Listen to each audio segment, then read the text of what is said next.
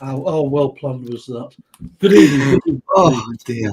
And welcome to episode 44 of the DMC live chat on a Sunday evening. Good evening to everybody in the chat. Welcome along. Thanks for joining us. Always a pleasure to see everybody. I'm joined this week by my cohorts, Moz from MOS6510 Models. Good evening, Moz. Evening. Good evening to Phil from Yorkies Diecast Workshop. Good evening, Phil. Good evening, everyone. And Bryan, in search of the lost diecast. Good evening, Bryan. Good evening, all. And good evening to my partner in crime, Mr. Martin Dare. Good evening, Martin. All right. Welcome along. This should be fun. This is going to be goofs and gaffs. What could go wrong will go wrong. So I'm sure we've all got a bit of a story to tell about what's gone south when we've been doing some of our restorations and kit builds and model making. So we're going to go around the houses. Firstly, thank you to Martin, who we had another one of our get-togethers this weekend. Did a tour of SWAD HQ and did some workshopping on 3D scanning and setting up iPads and a bit of 3D printing and you name it. We had a go at it, I think, didn't we, mate? Yes, mate, we did, yeah. We covered all sorts. So that was good fun. What we'll do, we'll start off by going around the houses and seeing what everybody's been doing. So we'll kick off with mods this week because he was online pretty much first. So to just drop the bomb on you, mate, what have you been up to this week? I've been building Felon, the SU-57 from Zvezda, and this one was I bought this after I had assurances that the scale model shop had bought these in before the invasion happened, because I wouldn't want to put money in the pockets. Just that's a personal decision of mine. So I've been cracking on with this, so that the cockpit's all in and everything, and all the details being done inside. It's not the best kit in the world. There's lots, it's an average kit. I think top of the fuselage seems to be a lot smaller than the bottom of the fuselage, so getting that to get together and glued up would be a bit of a challenge, but it's almost there. Got the engines to do on it. It's been an interesting build, but also I've gone off and bought myself a couple of 3D printers that you can see there that I'm in the process of cleaning up, and I've downloaded the software, and I was given by the chap a year's supply of the professional Chichibu box, which I will I got a 7-day free trial, so when that's finished I will put that code in, and then I'm going to go on my journey of trying out 3D printing. God help us all. So yeah, but we're going to go and do that. So I'm just as I say, I've got another heat. I've got a heater to go in it, because they don't come with heaters, these ones. It's not like the Saturn 4, which come with a heater. But I only went over to buy one, and the chap ended up giving me two for 200 quid. So I've got the Saturn 8K and the Saturn 2 8K. So, and I've been assured there's no real difference between an 8K and a 16K. We've both got the same one now, Moz. Yeah. So I expect some phone calls at 3:00 in the morning saying, Absolutely. "Why has my print failed, PJ? Because it's your fault." I've ended up doing it, but I'm excited.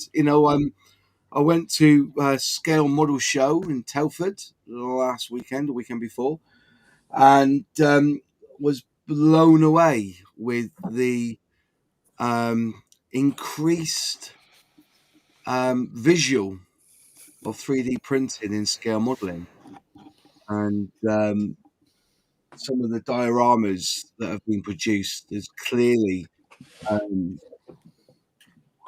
pushed on what 3D printing can do for the scale modeling for sure. So yeah, I'm going to be out and about that Itchy Box.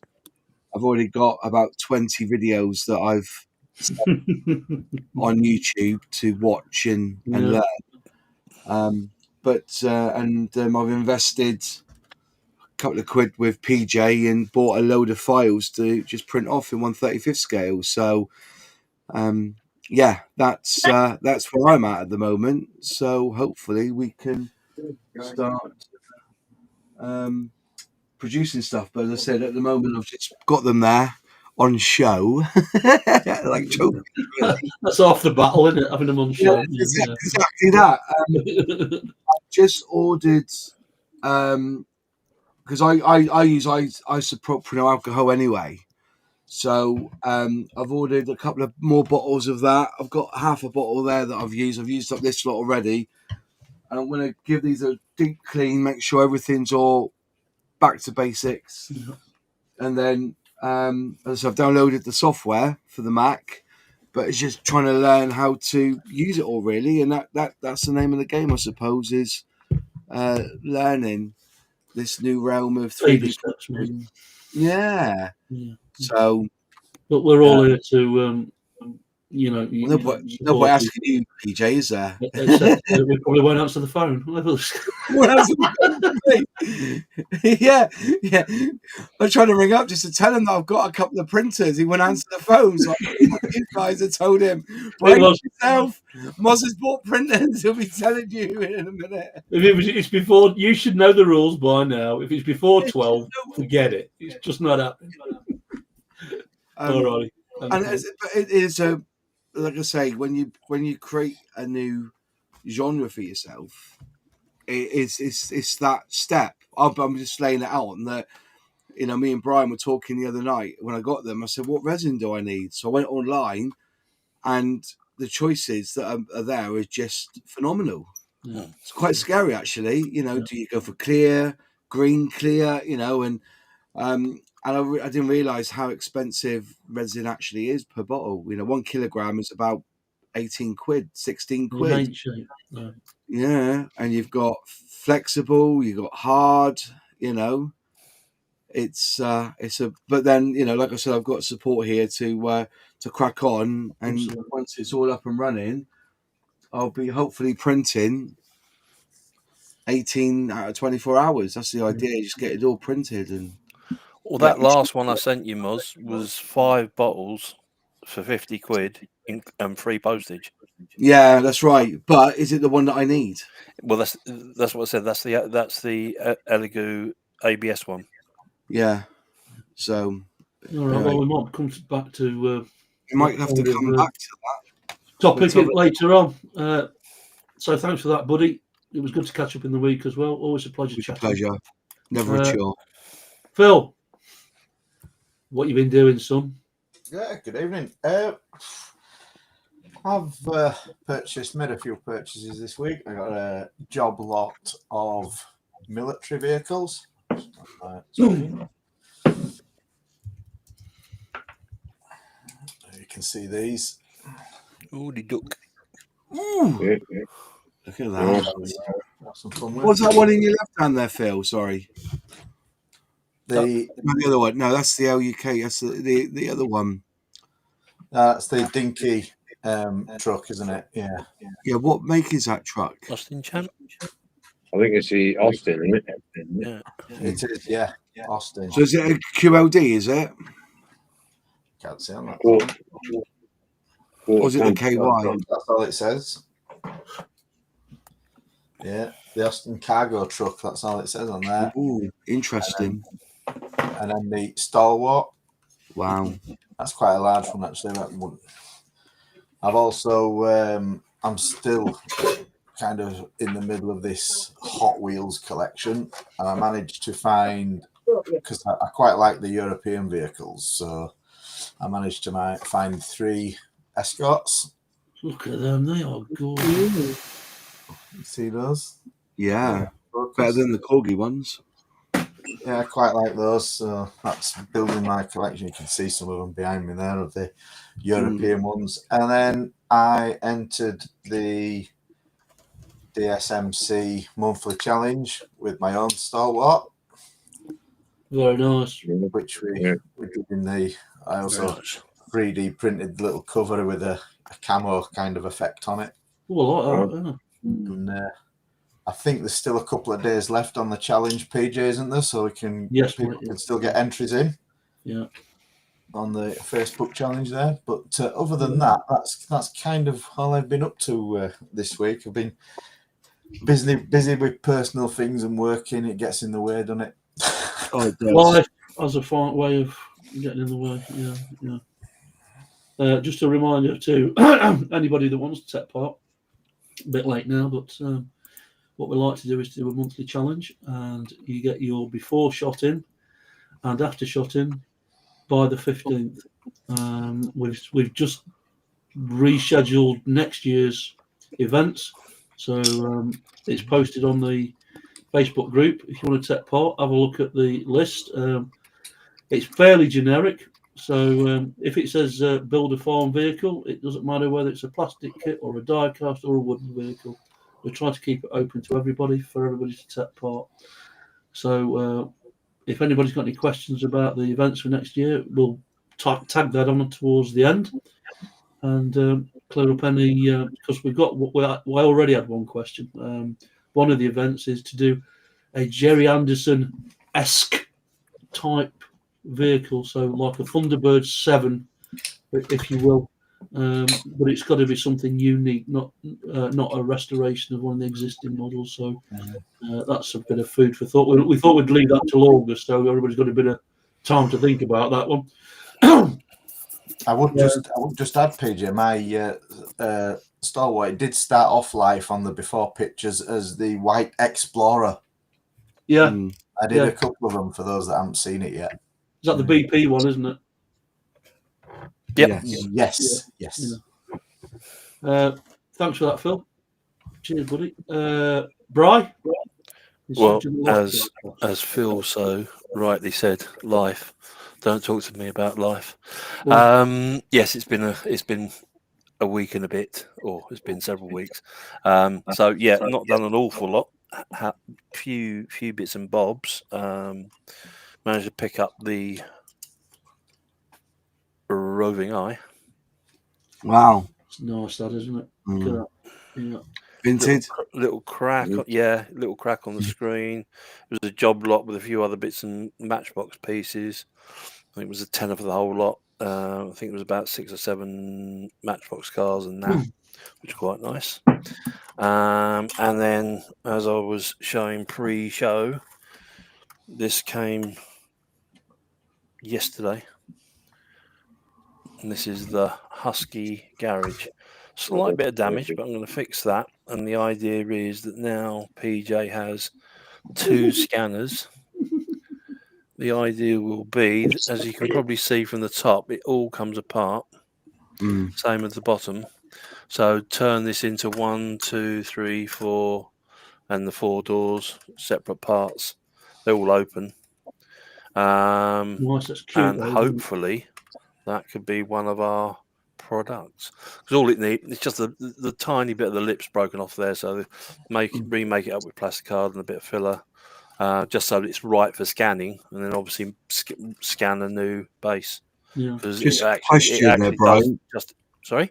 There's the top roofs there. Are they 2-part roofs? Because you've got like green and then you've got the clear transparency. It's a transparent roof, but the sides hold the roof in place. Right, and the front is the same green. Then you have to find a green that will match. No, the doors are solid colour green. Yeah, and that is actually clear. You're just getting a green reflection from the doors, but that is actually clear. The camera's not picking it up. Yeah. So that's that, and a couple of farm bits. Picked up 2 of these in the same job lot. Well, I think they're New Holland baler. Yeah. There's 2 of those, And again, because they were buttons, I thought with Martin's link, I think is it Nick? Yeah, Martin. crap on it. Yeah, There's a couple of bits. So there's the two. Let's get these other couple out. They're hiding down here somewhere. There's one dinky one that I'm going to keep myself. There's that little plough, which is quite nice. nice car. And then two more.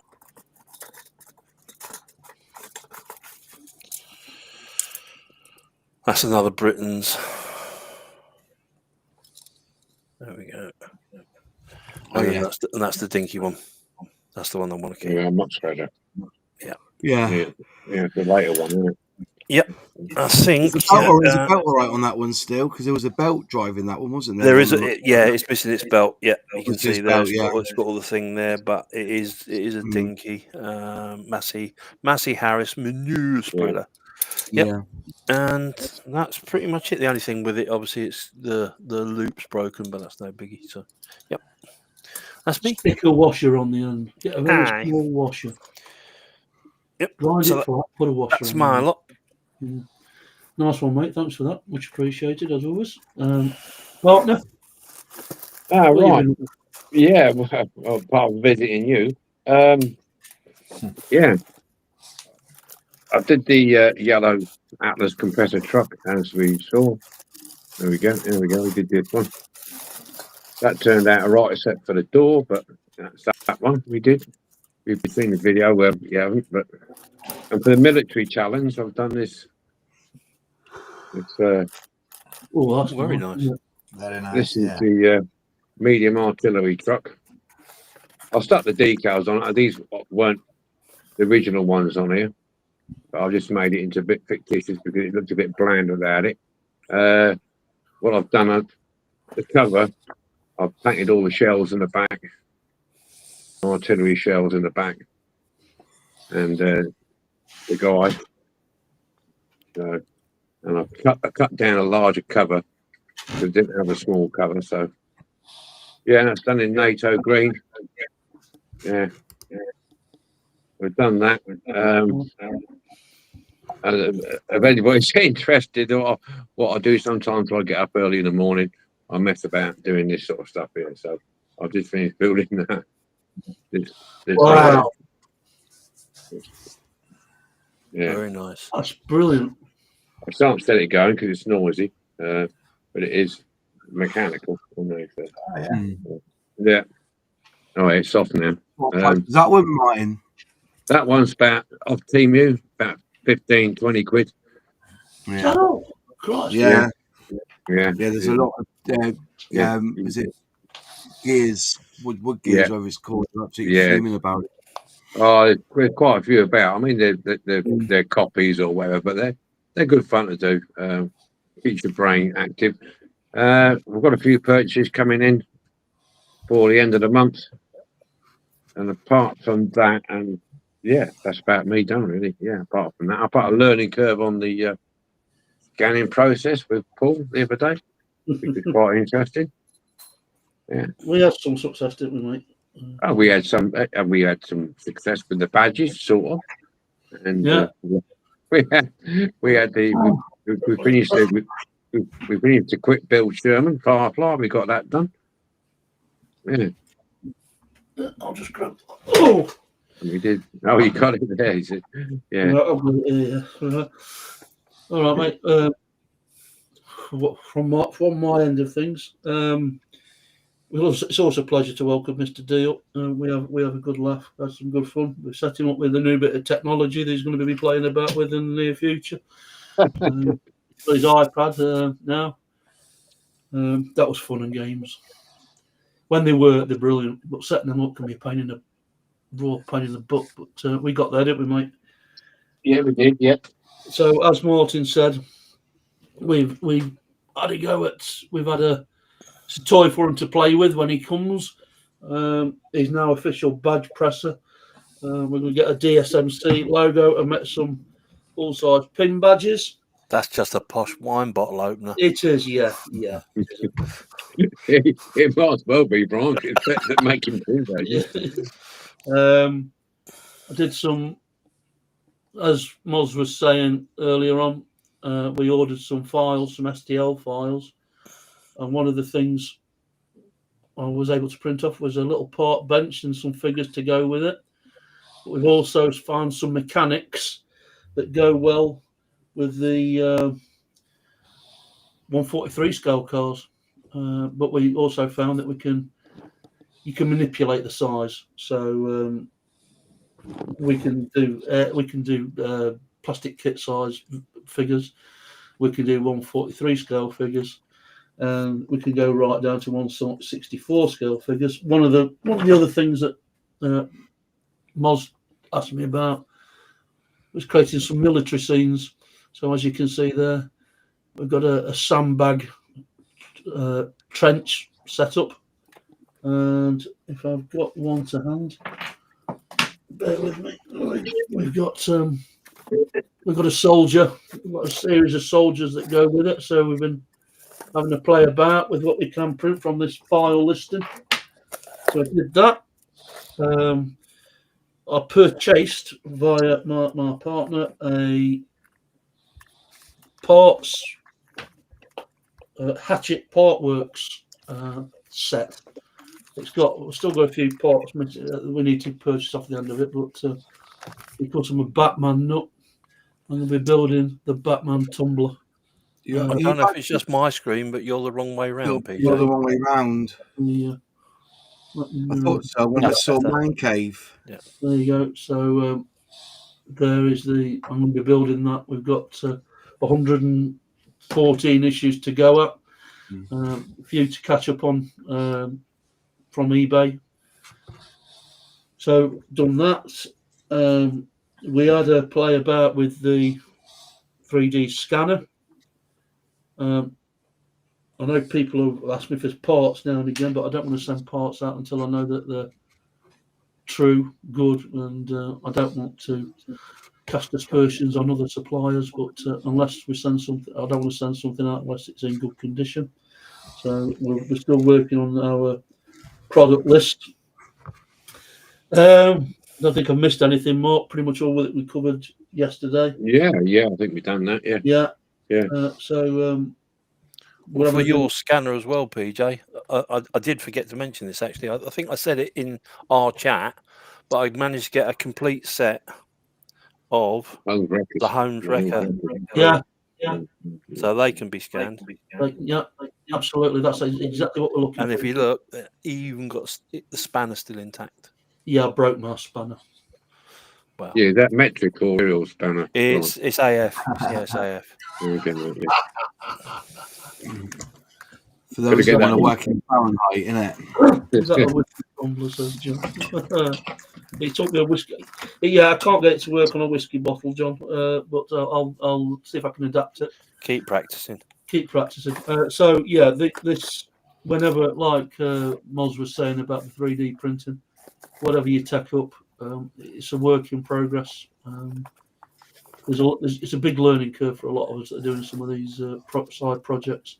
But hopefully it all ties in.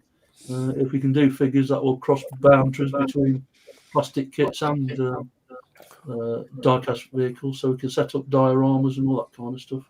Well, those mechanics painted slightly differently. It could be aircraft mechanics. Yeah, it could be aircraft mechanics. We've got World War II figures.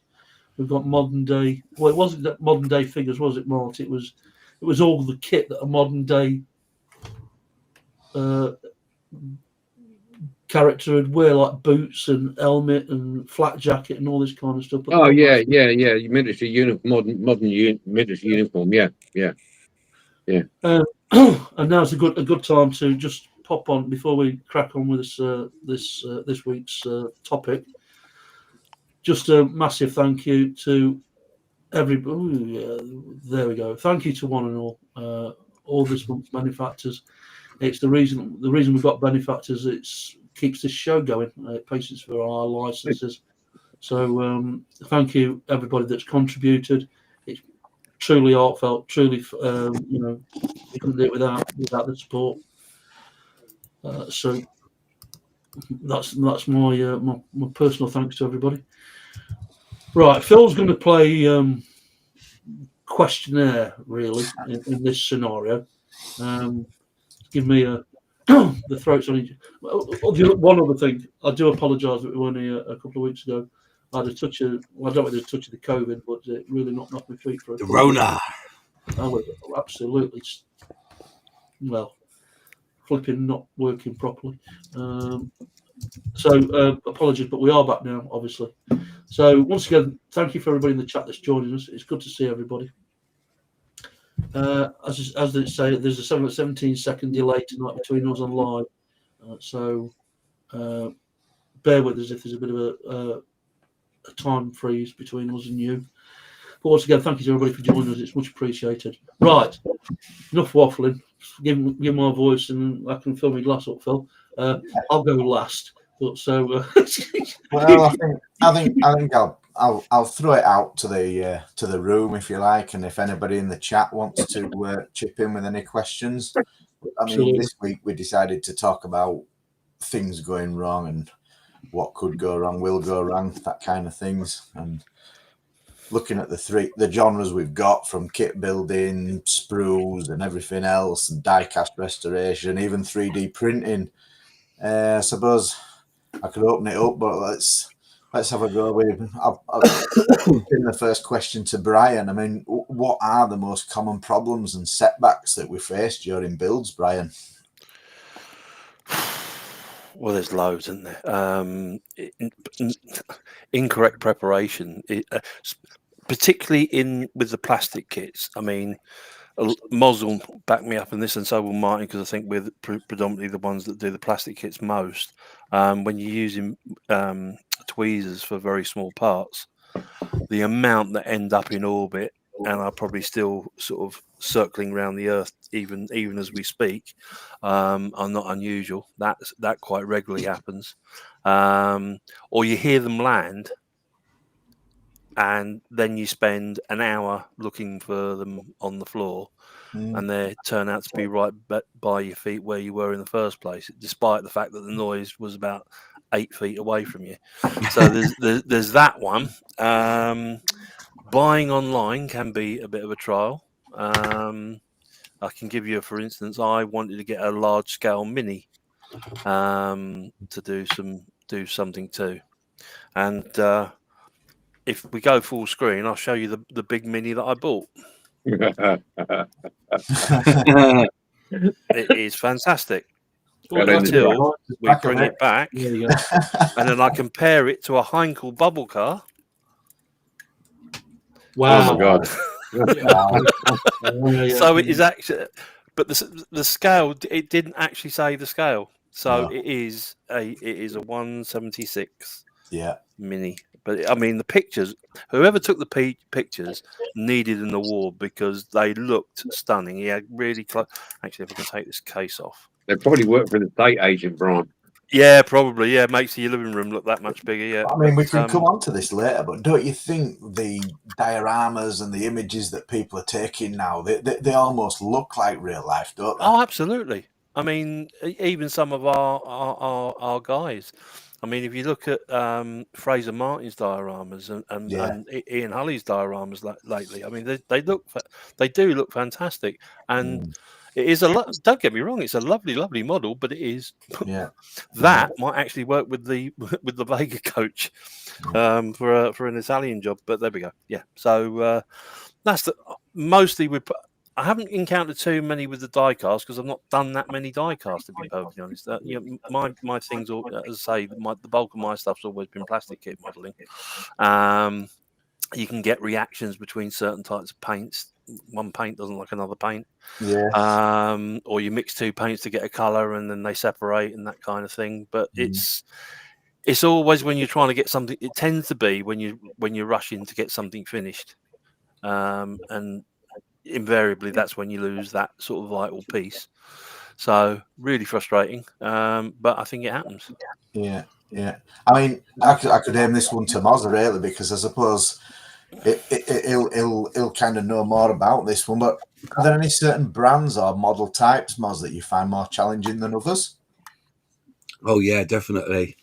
Mini art, shove it in the bin, mate. Oh, I tell you, mini art with their photo etch and everything that comes Right. with it. It's And just is it the intricacy or just the yeah. detail? Or Well, it's the wine that I have is that why mode apart in 4 bits when it could be moded in one. That's the killer. yeah, Yeah, I've done too many art kits and never completed them because I get bored. And I'm thinking, yeah, it's a weird one. People love them because of the challenge, yeah, but when you're like me and you just want to get on and build models, you don't want to faff. You just want to get it together. And honestly, if you had to build I've seen engines built in 2 parts. They're 3 parts. You got the sump, you got the top, bit of pipe work. Then you got a mini art one, and it's about 8 or 9 steps to get the engine done, and you're thinking, why? It doesn't make as soon as, and the worst thing is that once that engine's built and you close it all up, you never see it again anyway. So yeah, I understand why people enjoy that sort of challenge, but for me, I'd rather spend 2 hours watching a rom-com with the missus, you know what I mean, and giving her the tissues as she cries. But for me, I end up picking the tissues up, thinking, I've spent 3.5 hours on this engine, I'm still ain't done, still got to yeah, paint it yet. So yeah, yeah, those little bits in response to things flicking, and being eaten by the carpet monster. There was a part once I put a bit of glue on it, and I went down with the tweezers, and I went to put it in, and I heard ping, and I swear I heard it hit the back of my chair and fly off. Anyway, in the night, I get upstairs, and I was about to wash my face, and I looked in the mirror, and there was the part there, like in the corner of me. There was it. It attached itself to there. And I thought to myself, yeah, there's instances like that. I think the last boo-boo I did was on the Tamiya tank on that new M36 Jackson. I remember the wine of it was the fact was that I couldn't find the little polycaps. And I looked everywhere. I thought, I'll put these safe because I'm going to need them for the next part of the build. Could I find them? No. So I contacted the hobby company, ordered them. And on the day I ordered them, I said, I can't find these polycaps. I just had to order them. About £14, I think it was, to order 4 little polycaps from the hobby company. And I put a little thing on my YouTube thing saying, I've just had to order this. What are the chances when these arrive I'm going to find them? Anyway, they arrived, built the tank up, and I've got them here. And as I was there, finally fixing the tank together, I went to pick up one of these blocks, which are engineering blocks, just to put underneath the tank, just to put a bit of pressure on the join I was doing. And as I looked, the polycaps were on top of here. You know what I mean? I don't know why I'd actually moved these around, but they were just on here, And I think because the polycaps are holes and these are holes, I just didn't twig. And there you go, So I've got a spare set of polycaps if you're missing them on your Tamiya. Yeah. It's quite Yeah. frightening how you come across as quite professional on your channel as well. yeah. And we all fall to that. The first, very recently, the Airfix model I did, that amphibious vehicle, I forget its name now, and it has a spotlight on the front. Yeah. And I would literally at the desk, all it did was accidentally knocked it onto my trouser, fell onto the floor. Could I find it? No. And then I'd cut a little piece of the sprue off and sanded the flat edge and stuck it out. Yeah. Yeah, I suppose same question to you, Martin. Dinky, Matchbox, do any of them flipping give you more of a challenge than others? Well, if you're talking about mistakes and things go missing and stuff like this, which over the 6 or 7 years I've been doing this, I must have lost a whole complete car on the carpet somewhere. of various different parts. Cut fingers, bits of wire, wheels stuck in the air. You're sitting on the sofa, those wire wheels that you get for your Dremel or your multi-tool. People said to me, when I first started doing it, I thought, yeah, I've heard about these things flying off and people super gluing them and using this and using that. I thought, well, these things be all right that I'm using.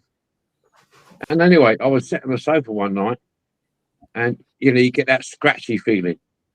What's that just poked me in the side of the shoulder? What the hell's that? And you think, oh, and you rub your hand, you can't see anything. You rub your hand and you think, God, stick it in me there like a splinter. And I'm looking down at my shirt and I've got the torch there, and you can see these little tiny bits of wire sticking out of your jumper. Yeah. You know what I mean? Or I think, where the flipping heck did that come from? And then you're pulling it out. Yeah, very, very dodgy those wire wheel wire pieces. For the multi-tools, yes. Yeah, I'll tell you. Yeah, I tend not to use the chimney sweep type of one, the flat one, so much as I use the cone ones, because I find they're worse for coming out. So hence I use a wire brush a lot first before I use that. Other things apart from let's see.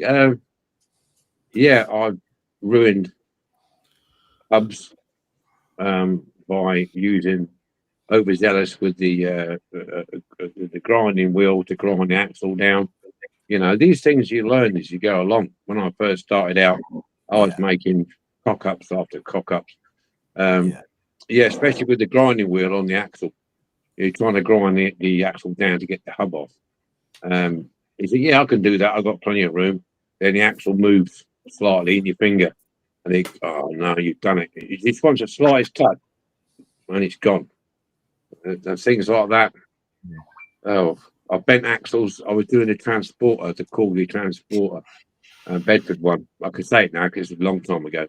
There's what's that they call it on the yeah, that bit's gone now. So when I was tapping the axles across, and I was looking down, I thought, oh, that's down well. And I looked down underneath the chassis, and all the axles are bent where I hit it too hard, you know. And it was going, oh, yeah, pinged over fine. But when you turn the truck over, all the axles are bent like bananas. I thought, oh no. And that's because I was tapping, and because they're long, thin axles, they were just bending. You know what I mean? They were rounded over, but they were still bending. So they were all bent out of shape, so I take them all off and do it again. But that sort of thing I was doing off camera at the time. I think when you first start, you don't try to, you try to hide your mistakes. You know what I mean? Or say, well, no, I didn't do that, you know. But try to make it look as good as it can. But then you realise that, you know what?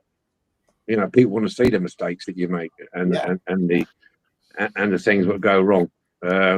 It can be embarrassing if you've been doing it for a long time. You do make the silliest schoolboy mistakes, really, really stupid. And you think to yourself, I think you get complacent sometimes. You think, yeah, I'll pick this up, do that. Yeah, and drill that out. Base plates I've drilled out. And I thought, yeah, I can drill out with this size drill. I'm not going to bother changing it. That'll be all right. And then bang, that's it.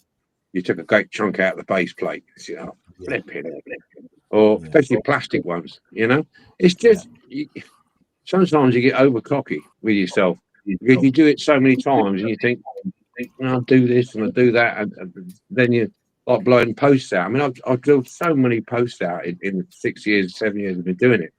But occasionally you just, like we were saying the other day, Phil, that you get in there and you think, well, you want to be in the shed, you want to do something, you want to get on, but your mindset's not on it, you know.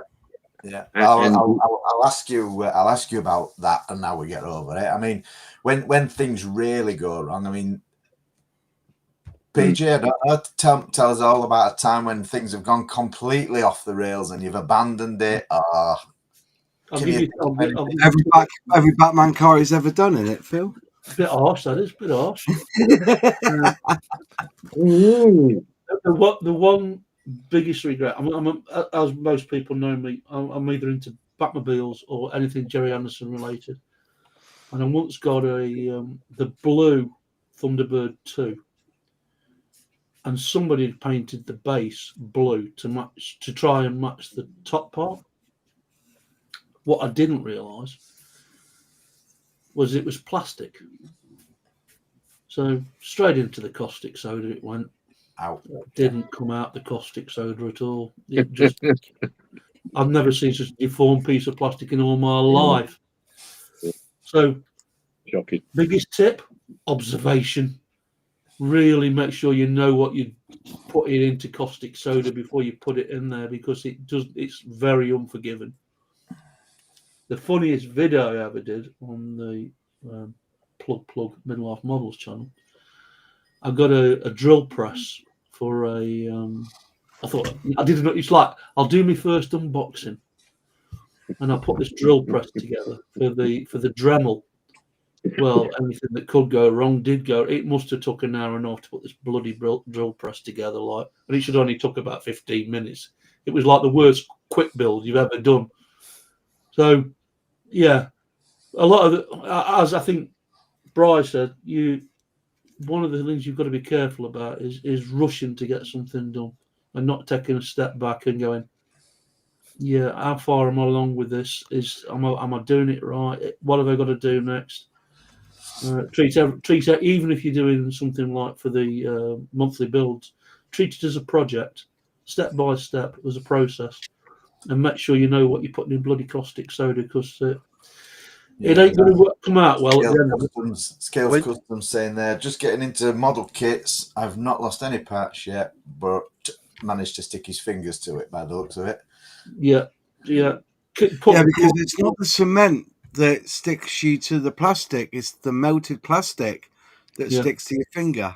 You know, that's because the time you actually spin or the cement is a hot melt chemical, and I think that's something that's kind of missed out.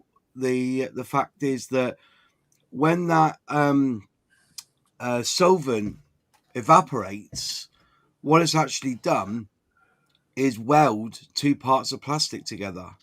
So really, if you ever drop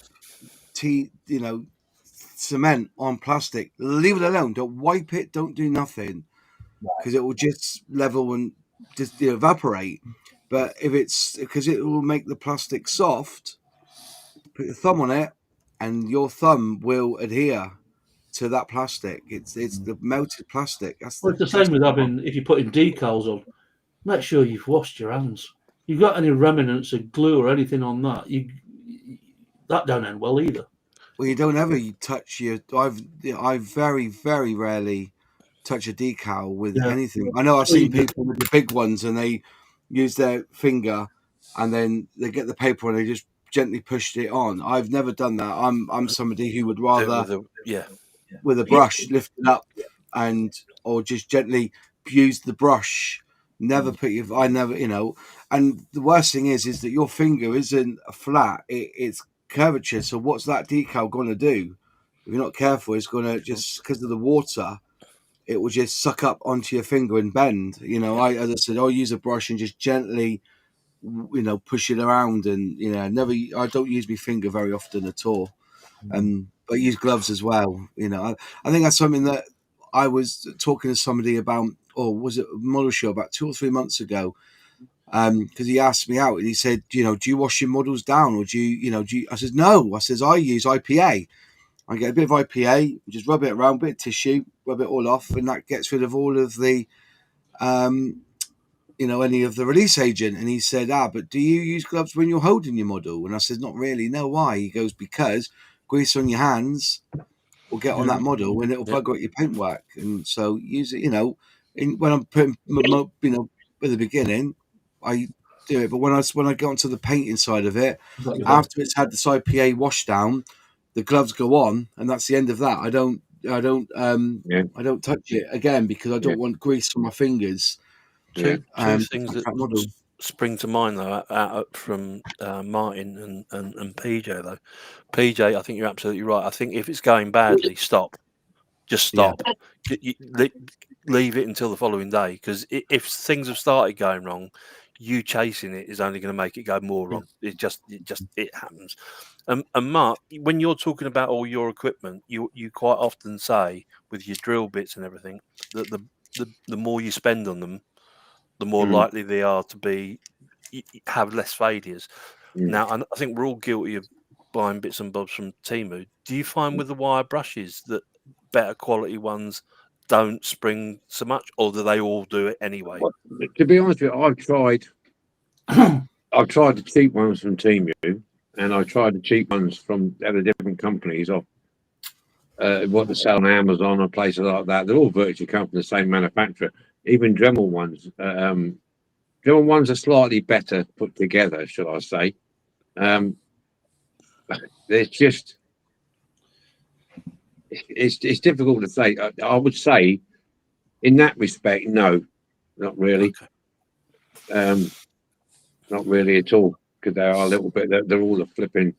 They all by nature they're only attached to a small wheel, aren't they? And they will by nature. As you start wearing them down, I always keep my ones when I've worn them down to a nub, really, because not so much the chimney squeak style ones, but the other ones, because they're good for getting into the corners and digging in between the bits and pieces. But yeah, I tend to use. Sorry. Wear shoes. Don't do wire brushing barefooted. No. That's the number one. Don't. Yeah. I've done. Definitely wear a safety. I mean, when I do my wire brushing now, I wear. I think my wife used to have the full face COVID mask and the big round like that. I wear that because they will go in places where you wouldn't expect them. Let's put it that way. And it sounds about the wire brush thing. Yeah, you're totally right. I bought that lovely set from Dremel. Yeah.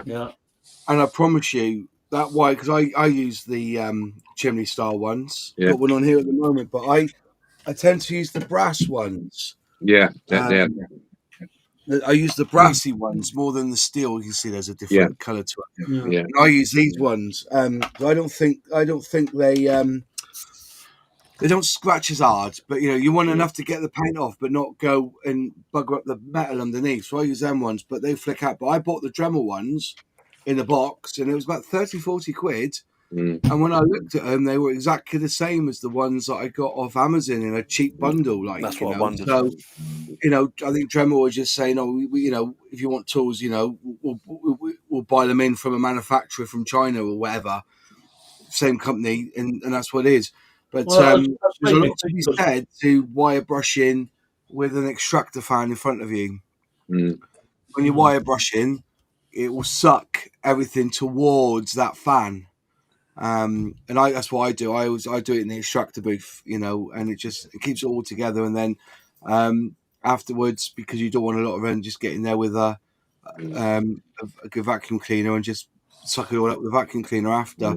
But having a shower of a bit of wire. Yeah. When you stand on it, you stood on it. It's like crumbs. And the worst bit was when I pulled mine out, it snapped. Yeah. So I generally cut the skin to make sure I got it all out. Yeah, it was. I knew that if I stayed in, that's going to go septic and pussy. But as I pulled it out, I felt it snap. Yeah. And there was just enough on the end there, so I was able to get a Stanley knife or a scalpel and just cut a little bit more of the skin. Not so I bled, but just enough to get the other end of the. I use these ones here. I know they're a bit, these little angled pincers to get the rest of it out. Like, it's wire brushing. But thanks for that tip, though, Martin, because I haven't got any of those cone ones. But now you said it, you kind of think, duh, why don't you use one of them? Yeah, so they can still be. It seems to. I recall back in the days of tape cassettes that there was one. Was it Toshiba had got the rights to make all the tape cassette heads. So whatever brand of stereo you brought, it was Toshiba stereo, cassette head. Yeah. And I'm just wondering, like you were saying, Moz, whether it's one company that's making all these wire brushes and then just rebranding them and sending them out to different suppliers. Well, they probably do, Paul, because Mum has worked in tailoring, and she was sitting there doing shirts and suits, and in a big pile, and then the woman beyond was putting labels on, one for necks, one for River Island or one for that. So it's the same stuff. It's just different label. I mean, you throw the question out, Phil. Have you had any experience yet where something's gone south? Painting's one for me. I've had a number of times where I've had a diecast model on a stand or a rack similar to this one, similar to that, and it's dropped off. It's fallen over. Yeah, I've had to drop it back in caustic and start again. I've had numerous times with that. Yeah, I think that's the bigger issue for me. That's heartbreaking when you get to that point, Phil. When you've got it on your forceps or you've got it on something, and then you're lacquering it maybe. All of a sudden it goes ping. Yeah, and and it's gone. And you think, and you look at it on the floor, you go, it'll be all right. No, it won't. And then you try and look at it, and you go, I might be able to clean. No, you can't. That's shot, mate. And the other same as me, that he's having to do stuff out in the garden for spraying. Yeah. And when they land in the grass, and it's like, oh, God's sake. Well, I think Ian that pointed out about having gnats and flies. Yeah. Flying about in the backyard, like when you. Pollen's another one. Pollen. Yeah. And as you touched on earlier, Martin, just tapping the axle mushrooms over, and then just catch the wheel arch that you've just sprayed. Yeah. Always advisable not to make that the last process. If you can do it while it's on the chassis before you put it back to the body, do it on the chassis. If you can. You can't respray them. Yeah. Go on, Phil. Did you have something else you wanted to ask? No, I mean, well, I suppose. What's the most creative workaround anybody's ever had then? So you've either dropped your part on the floor, you've lost your part, you've broke your part. What's the bit like you? Bit like how do you improvise any fixes and making stuff out of sprues? Yeah, that's trade secrets, mate. That's trade secrets. You can't be going down that road, mate. No, you're not be doing that. No, I don't think I've ever had to do anything. I've always found the part. Yeah. You've got to be inventive. You've got to be inventive. Do you know it's going back to that, when something, you can't find something, then you think, what do you do next? It depends on what the part is. Some bits you think yourself, I'm never going to be able to scratch build that. So what you do, you end up buying another complete kit and taking that part out of it. Right. To do it. Yeah, it's sometimes it's just, but yeah, it is one of them, I'm afraid, when it comes to, I think the more you do it, the less this happens, because you start to get techniques together. It's like, if you've got if you've got a small part that you want to put into position, you learn to put blue tack so you get some of these, put bits of blue tack on the end, and you hold the part in between the blue tack, and that so it don't ping off. Because if you think about it, if you've got plastic on metal like this, and you're pushing hard, that's just going to spin off. But if you put, like I said, I've got blue tack either side, and then hold the part, so you're actually pushing, you're quite hard with it. It's actually got some padding. Like I said, I wish there were pincers of a design, a pair of tweezers that have rubber ends. That's what you need. Mm-hmm. I've never come across them. I've tried all sorts. I've bought gizmos and whatnot that you would think would help, but it doesn't. You've got to use rubber on these things, so that it gives it something. So you're not pushing onto the plastic to make it ping, because we got all that tension. But if they were rubber padded, that would suffice. The little reverse tweezers, Moz, with a little bits of blue tack on the end, that works quite well. Yeah, that works as well. Yeah, but you want some with a bit of adhesion, don't you? Yeah. But I think rubber's the answer. you know, I've never come across a pair of rubber-ended tweezers. No. I tried to design There's them a myself. product ready for development then. Yeah, Rubber-ended tweezers. yeah. I think it's improv.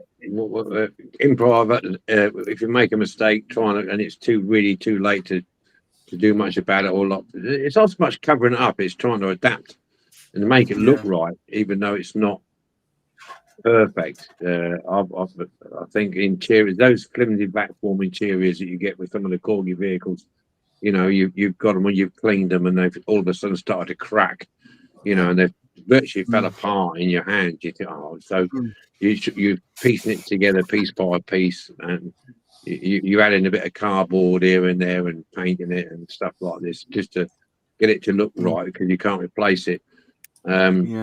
Or there's those sort of things that come to mind.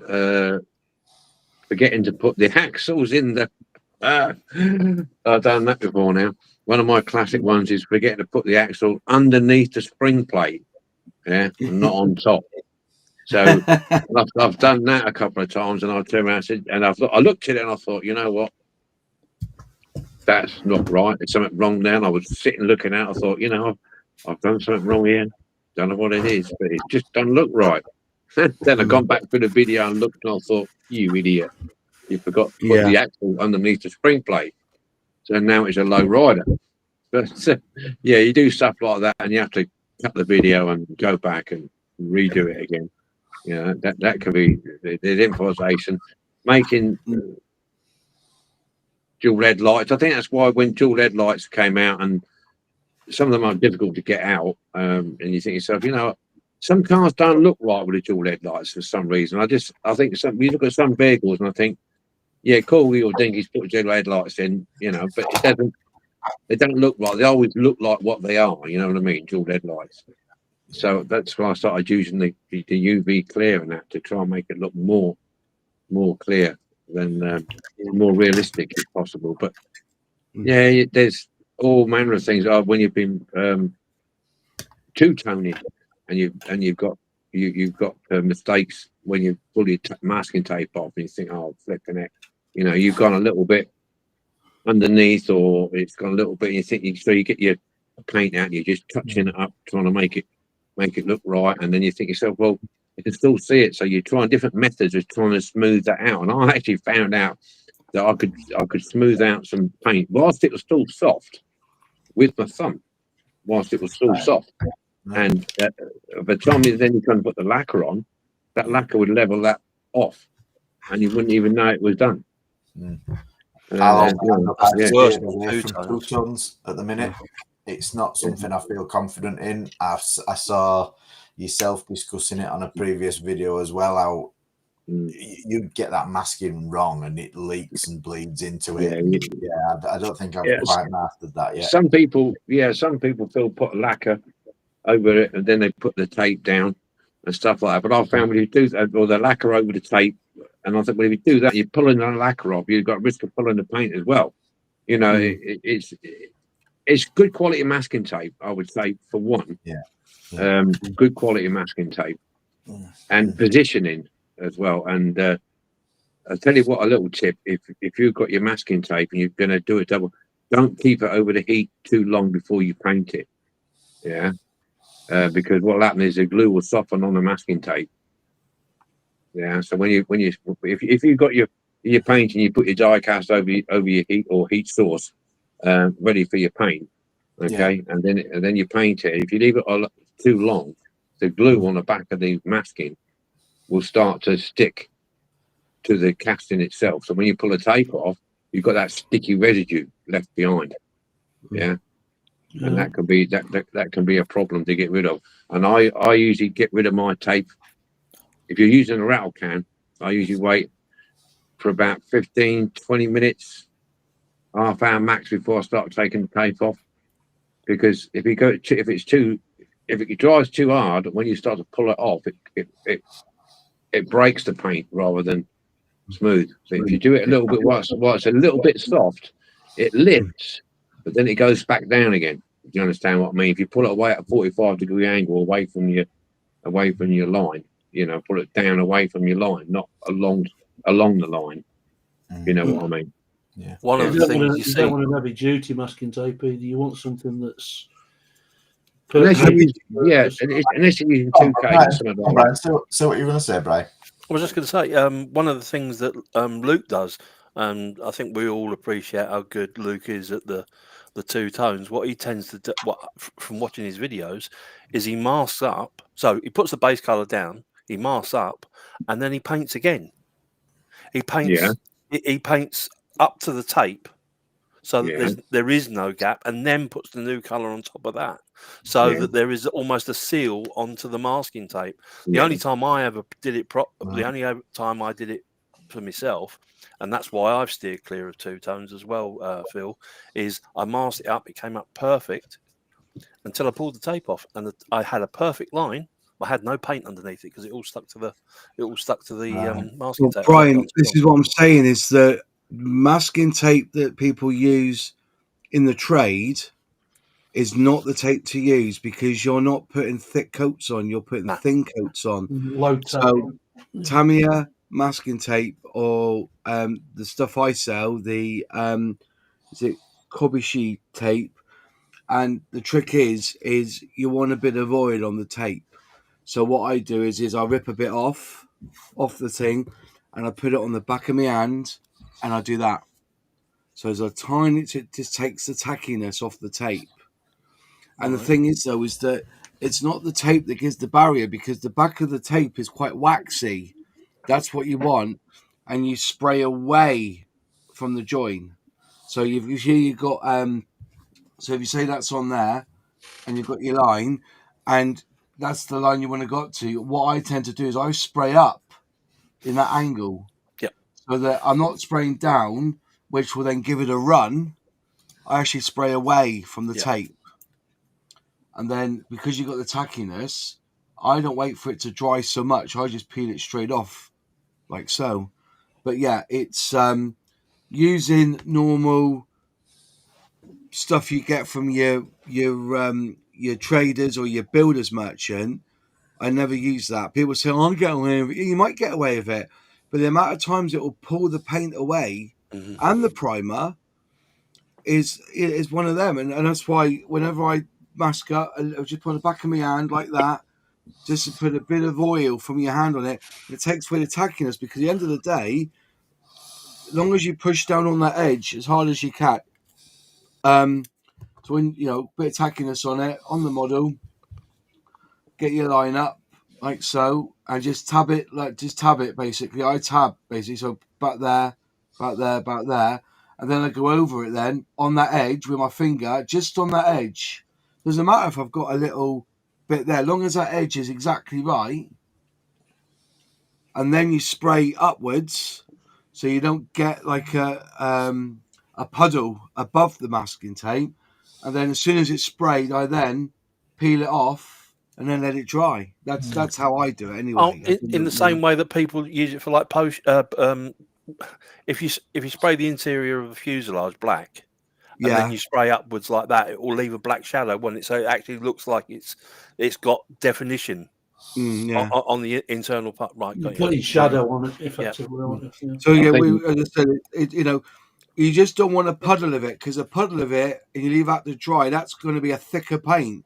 So when you do peel it, you're peeling thicker off thin. So that's why I always try and spray away up to the line. Obviously, you can spray on top of the paint, but remember this is waxy as well. So in theory, it should disperse the paint, if you know what I mean. It shouldn't just. But that's how it's crazy things like that. Yeah, I mean, I would just put it out there that this hobby is not all doom and gloom. It's just us guys. It's not giving you an insight into this. But And you say that it's the fun of it. You said earlier on about parts. I mean, I've been in haberdashery stores and looked at something and went, "Oh, I can use that." I've been in garden centres and got copper wire. I can use that. So air pins, split pins, you name it. Styrene was when I first started. It was you wanted a bog standard model. I mean, Martin's or the BP unit I did. It was just two axles and on the body, sorry, the top half. Like there was no chassis on it because it was easy. But then as you progress, you learn new techniques, new ways of doing repairs. You know, we've all been down the baking powder and super glue route. We've used cotter pins for doing A-pillars, styrene for making new parts, and the beauty of it is we don't recognise how far this has come on, because now I know we talk a lot about 3D printing just lately, but now we don't need to scratch build parts. We can scan them and 3D print them, like, you know. So that's how far it's come on in just the 4 to 5 6 years. Yeah, it's amazing. And also, if anybody listening, anyone ever wants a bit of advice or needs some help, DSMC, place to go. But I think I tell you something though. You're on about just to jump in on about bloopers and things going wrong. There is time, especially when you're doing videos, is you get tongue tied. You get you just can't talk. And you're sitting there going, you're trying to think what to say. You think you get the words wrong, they get twisted around the wrong way, and then you realise you haven't even pressed record. You think, oh, for God's sake, you know, or you paused it for a reason, or something like that. What's the usual reaction in the moment when something breaks or doesn't fit, or you run out of video? But I don't think we want to listen to that language. Well, I think my latest one with the yellow compressor was, I was gutted. You know, genuinely gutted because it broke. You know, that was maybe because I was a bit heavy-handed, or I hadn't checked the position right, or because I was getting near the end and I was getting excited that it was finished. And sometimes you can be a bugger. It's like in the old days when you tuned the telly in, you've got somebody outside on the aerial, you know, and you're there, left a bit, right a bit, just that's it, good picture, and then they move it again. No, you lost it, and you go. But that's the same. When I was doing that door, I thought, that's right. And you just move it that fraction, and the minute you've done it, you realise I should have done that. That was it. You should not. You want that perfect fit, and you just move it that slight bit more, and you just totally trashed it because you just wouldn't leave it alone. But the beauty of it is, Martin, is that's the difference between you and what a lot of other channels do. They'll use software, and I mean we could do a whole episode about media and recording videos and stuff like that, which we probably will do in the future. Just give me a thought for. Well, I'll be out that day. But but the beauty of what you do is you do it from start to finish, no matter what goes wrong. A lot of other people will exclude mistakes and cock-ups, and you know, including me. Like, we all edit those videos, right? But I think that's why yours come across as being, I'm not discluding everybody else, but being so honest that you can, you'll say, oh, effing this or bugger this, or you know, and it's all a part of the video that you create. It's what attracts. Well, I think that due to a lot of the people who ask me questions, you know, about what happens with this and what happens with that. So I thought, well, I've got to leave it in there because, you know, the whole point of the channel was to encourage new people into the hobby. That was the whole point of the channel to start with.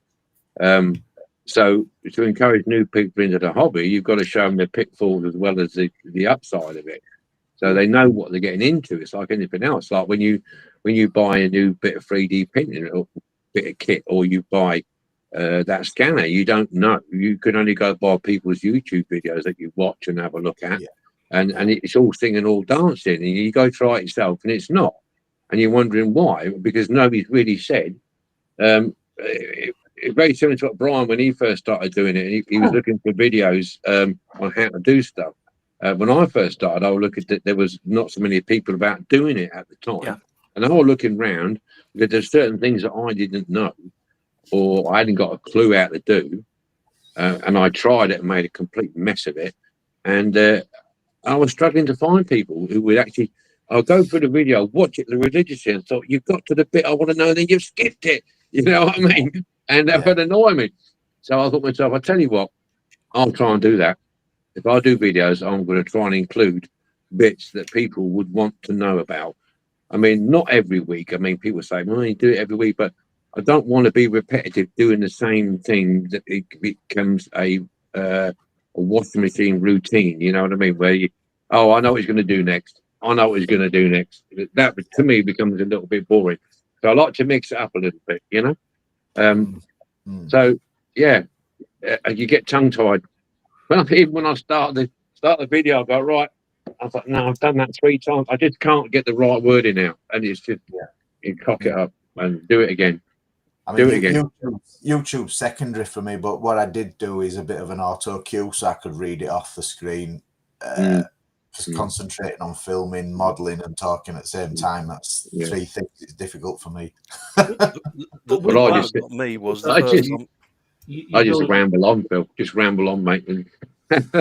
I've had comments like, "Oh, stop waffling," or "Get on with it," or whatever. But at the end of the day, it's my style. I like it, you know, and that's it. If you don't, you don't, you know.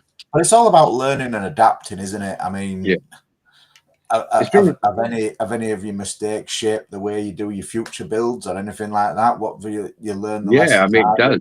Yeah, it does, because if you do make a mistake, if it's a serious mistake, and you do learn from it, and you have to, because otherwise it's too flipping expensive.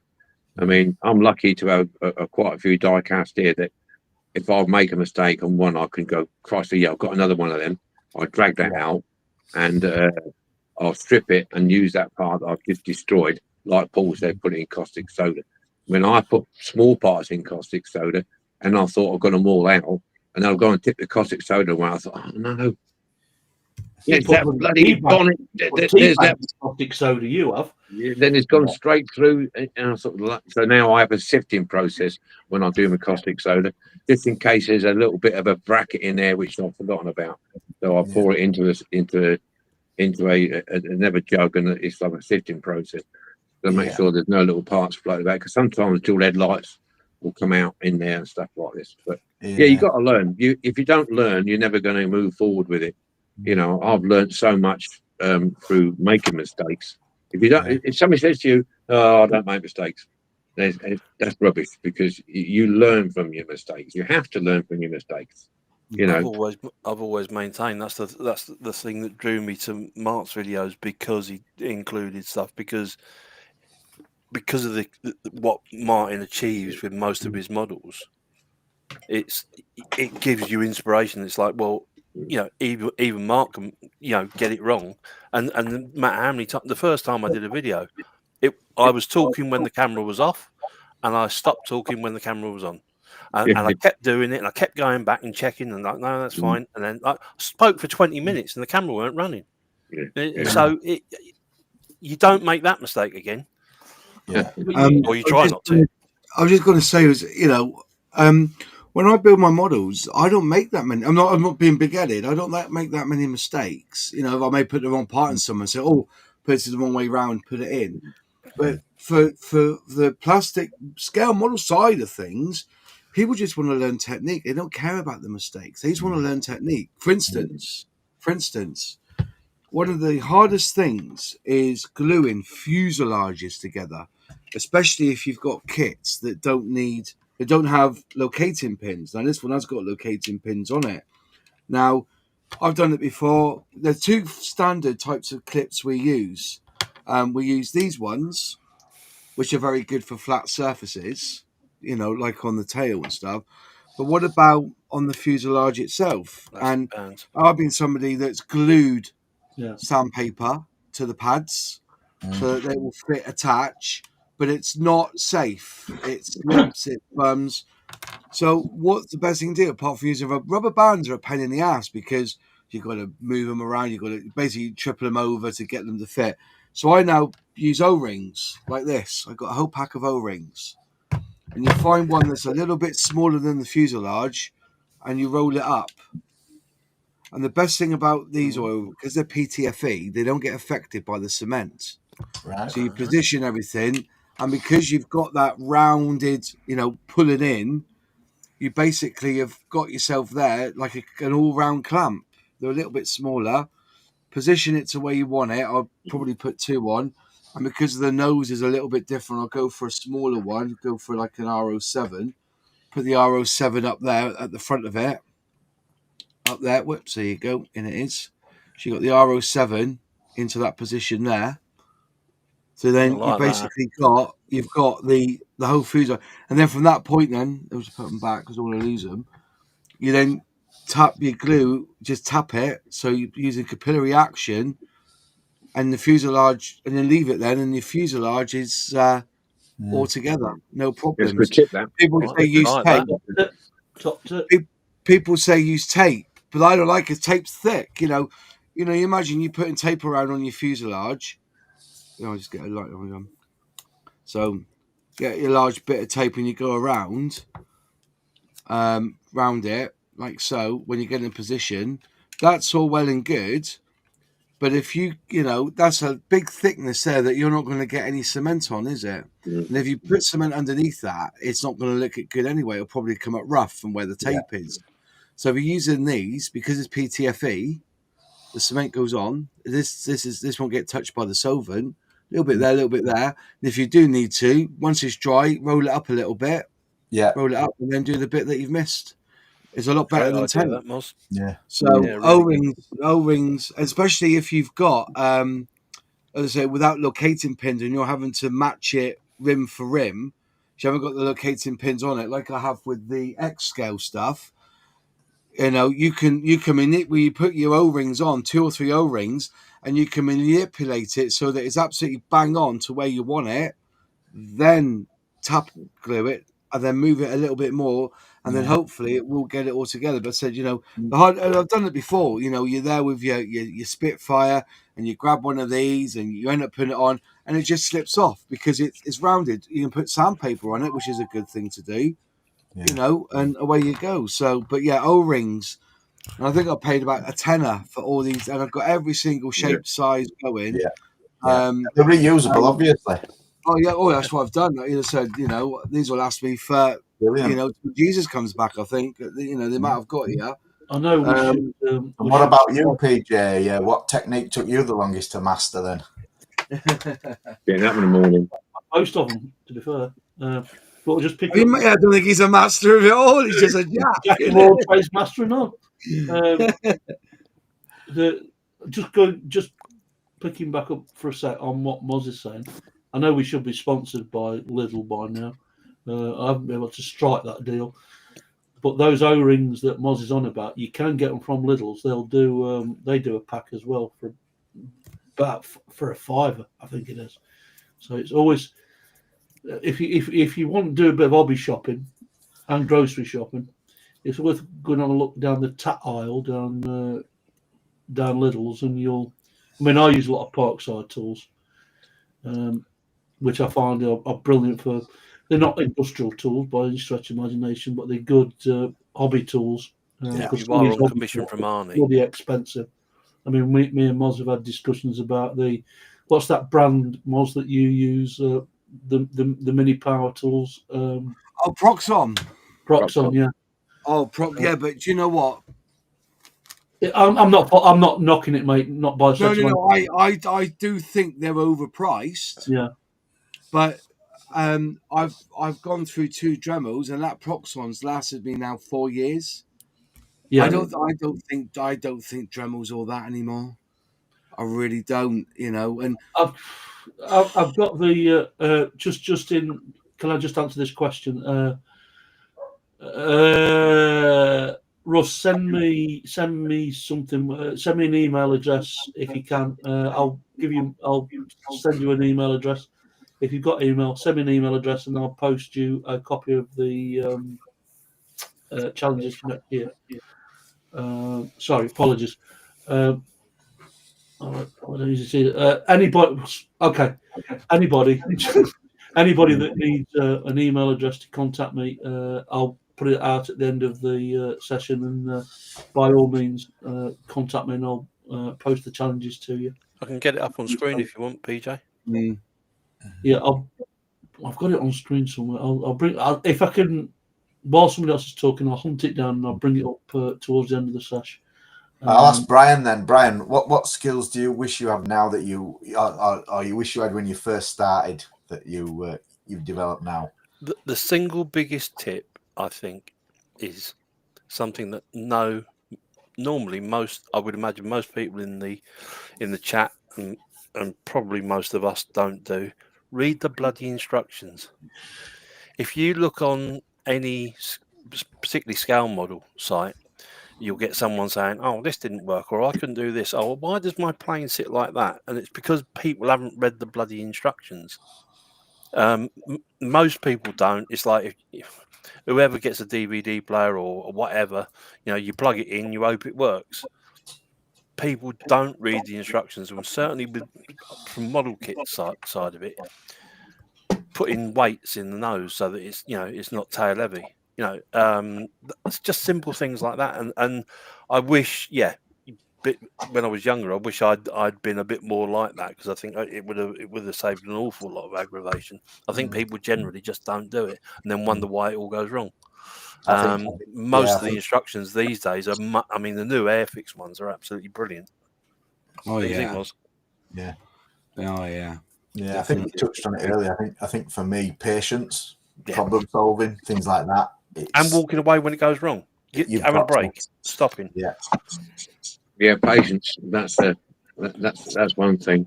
You can get easily frustrated at a certain thing, which is like a simple thing like putting a screw in, and you just can't get the bugger to go in the hole where you want it to go. You're picking it up and all sorts and things. It's just not going in the right place. Yeah, but yeah, patience. I think that covers a lot of things. Is patience. At the end of the day, whether regarding scale modelling, any sort of modelling, really. Yeah. And realise that you're doing it for yourself. You're not doing it for anyone else. So if it does go wrong, like you say, you probably learn more from the ones that go wrong than you do from the ones that go right. Yeah, as Harry's saying in the chat there, some instructions can be cluttered and confusing. I suppose on the very technical and detailed models, you're going to get that. But I'm sure I've seen some YouTubers on channels laying instructions out, colouring them up, marking them up, what means pick. Oh, yeah. Yeah. There's a lot of time needs to be spent on these, isn't there? I think Rebel kits, they're notorious for that sort of thing. You get your paint colours mixed in with your part numbers, and like you say, Phil, I've seen people using the highlighters to highlight what they've done and what they haven't done. The worst bit is when they don't use the right. They number them 1 to 10 because there's 10 paints, but those 1 to 10 numbers don't relate to the paint that you got to choose. That's when it gets a bit of a pain. Yeah. Well, that's the beauty of diecast. No instructions. Yeah. Get on with it. There it is.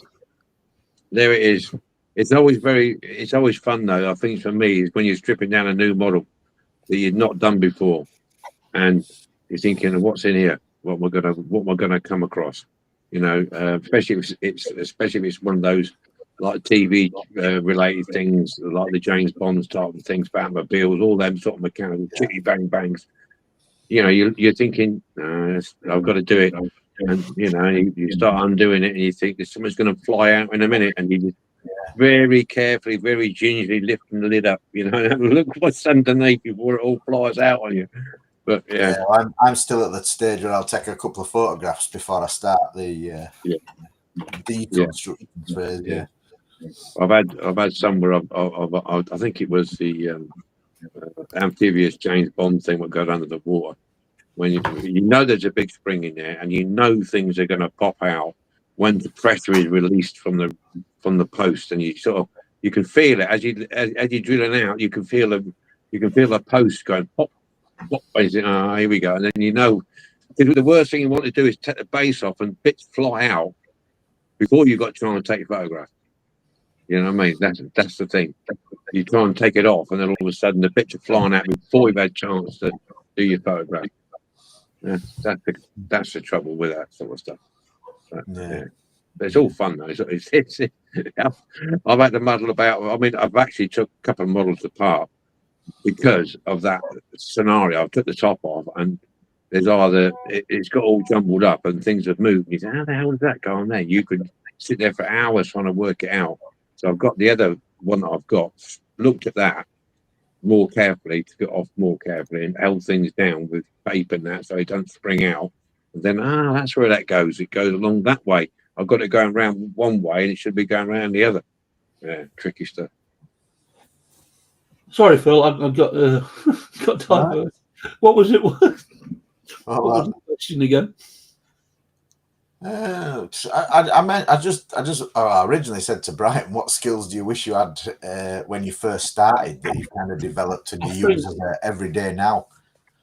I think the best advice, what could I wish I'd knew before. My advice would be go to a Martin Dare, go to a MOS Models, go to a Martin's Matchbox Makeovers, because when their first episodes are always going to be about how to do something, how to improve something. Is it? I just unbox these days. Is what you get. Yeah, but the amount of time, that Peugeot looks pretty good, doesn't it, Martin? That Hella Peugeot is a good bit of kit. That the beauty of what the community is, we share ideas, we share thoughts, we share practices, we come up with something new. Me and Martin sat here last night, and he's teaching me stuff, and I'm teaching him stuff, and it works well that we share ideas. That's the biggest advice I can get. If you know someone that you can get on with in the community, they will happily help you out. And you've only got to ask a question in our Facebook group chat, and somebody will get back to you. There's not a lot of the guys always come online on this YouTube channel, but they're always in the group, and they'll always offer an opinion, and then it's for you to kind of take that view and apply it and see if it works for you.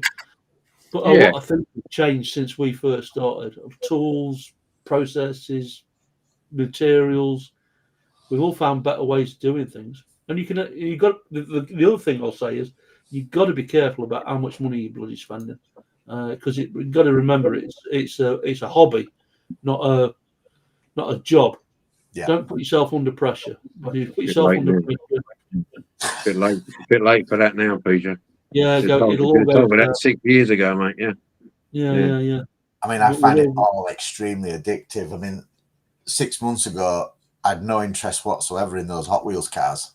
But you started that and then spurred everybody else on to getting the bloody Hot Wheel cars. Like, we're all hunting them down, so that's your fault. We did yesterday. So we was in the random shop yesterday down Swad, and I said to Pete, I said, "Here, look over here. Look, there's a rack of Hot Wheels over here." And we both sat over there, but there was nothing any good, that we wanted. Nothing to pee Bryan off with. But I mean, that was funny the other night when you brought the cars out. That we were chuckling about it last night, like it was. He's back now. The comparison of Hot Wheel cars between you and went down well the other night, didn't it, mate? Well, my In Search of the Lost epithet is although it wasn't lost, it certainly hasn't been found. I mean, every time I mention one, blooming Phil goes out and finds them. I mean, those Escals I've never even seen.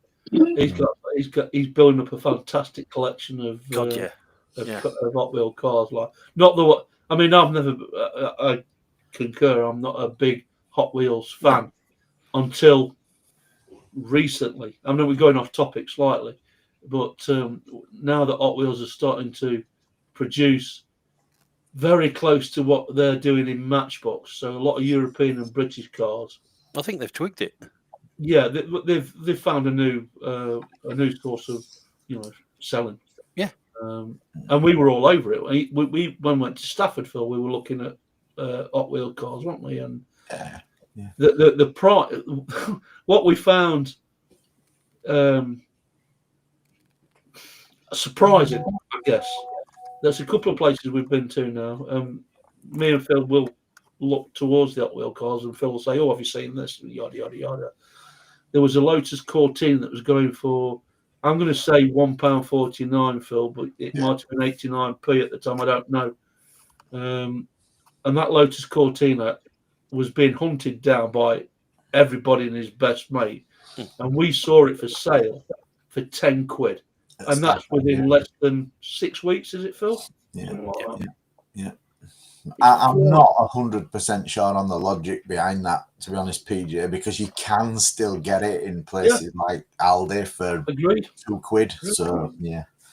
I mean, But the ones to look out for if you're interested, I mean, the Ferraris, they seem to be going for decent money. I've been after an Alpha, the GTV6 for ages.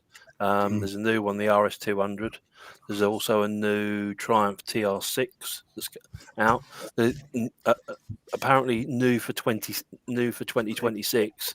There is a Mini, a normal Mini, an old Mini Cooper. I've seen pictures of it. I haven't actually seen one in the flesh, but apparently the A box, and we had this conversation on Wednesday. During the course of the year, they release boxes periodically. So there's at the start of the year, it's the A box, then the B, C, all the way through. I think this year they got up to, I think the last release for 25 was it was either the Q. I think Q, yeah. Yeah, the Q box. But again, I'm not up on it. I just like the European ones. I think they're great little cars. The Escorts, they're great little models. BMs. Yeah. The BMWs look great. Yeah. There's a guy there's a YouTube channel called The Wheel Collector. He's a lad up in Liverpool, and he's very good, very informative. He'll tell you what the treasure hunts are. He's got he's managed to create this thing whereby if he produces one, like, let's just grab one. There we go. So there's the Lamborghini Miura, and what he'll do is this set here is 90s. What is it? 70s v 90s. There you go, 70s v 90s. He will produce that car like that, and then to the side he'll have the list of all the other cars that are in that set. And it's very helpful. It is, because the wiki page, the Hot Wheels wiki page, is a little hard to follow. It lists them from 1 to 250, because obviously there's 250 in the Hot Wheels collection. But, I mean, I'll say this much, that they're not to everybody's taste. No. You know, Hot Wheels. When they get it right, though. When they get it right, yeah. I've never restored an Hot Wheel. No, never. No, I haven't. When I was first collecting, when you were getting box sets from off eBay, you'd have a load of bloody Hot Wheels chucked in there, like, and you put it to one side, and you probably use the wheels off them to restore another vehicle. But I think they're learning the lesson. But again, it's, we're not all plastic kit builders. We're not all restorers. But Phil's work when he did all these, absolutely phenomenal. Well, that's what got me into it. But we are digressing slightly. So jumping back on topic, if you could give one piece of advice to hobbyists and people watching who are afraid of messing up, what would it be? Well, you've got to go for it. Go for it, yeah. You've got to go for it. You've got to give it a try. What's the worst that can happen? You don't need loads of tools. You don't need everything. You can do it. The first thing I did was go out to your garden shed, see what you have got. Yeah. You've got sandpaper. You've got little mini files. Most people have got a paintbrush set somewhere knocking about. Like, you don't need to spend a fortune, but be careful about what you are spending, because it can become, as Phil said, addictive. What have we brought? We brought 3D printers. We brought laser printers. We brought, you name it. We've brought Dremels. So you start off with a basic toolkit, and you just build on it. Well, you just become tool tiles, don't you? I guess that's pretty much the same in scale models as well, Moz, is it? Oh yeah, tell me about it. Tell me about it. I don't buy model kits much these days from model shows. There's something really takes my fancy. The first place I go is Brooks Models, and buy fly. So I got to fly around the room and chasing it for 10 minutes. I buy all the bits I need, all the paints, IPA, brush magic, anything he's got there which he hasn't had before.